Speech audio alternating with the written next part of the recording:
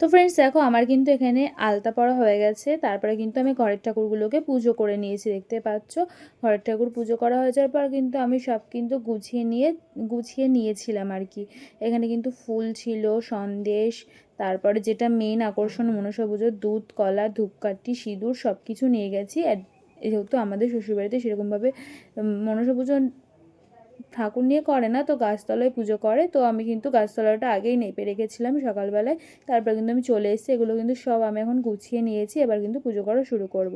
ফার্স্টে গাছটাকে একটু স্নান করিয়ে তারপরে কিন্তু আমি এখানে ফুল, বেলপাতা সব কিছু দিয়ে দিচ্ছিলাম। তারপরে কিন্তু গাছগুলোর পাতাগুলো কিন্তু সব কিছুই আমি সিঁদুর লাগিয়ে দিয়েছিলাম। তারপরে কিন্তু গাছতলায় একটু দুধ ঢেলে, গাছতলায় একটা কলা দিয়ে, তারপরে কিন্তু মুচি করে, যেহেতু এটা লাস্ট সংক্রান্তি, আগেরগুলোতে আমি গাছতলাতেই দিয়েছি, তাই এটাতে কিন্তু আমি মুচিতে করে দিয়েছি দুধ আর কলা।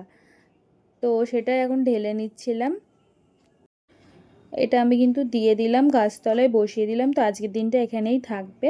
আর তারপরে কিন্তু আমি এখানে ভালো করে সন্দেশ দিয়ে, তারপরে কিন্তু ধূপধুনো দেখিয়ে, মানে একটু আরতি করে নিয়ে তারপরে কিন্তু আমি এখানে ঘাট শিকার মেনে নমস্কার করে নিলাম।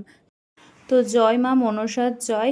পুজোটা করে কিন্তু মনের দিক থেকে অনেক শান্তি পেয়েছি, সত্যিই বলছি। খুব মানে পুজোটা করে মনটা পুরো একদম শান্তি হয়ে গেল।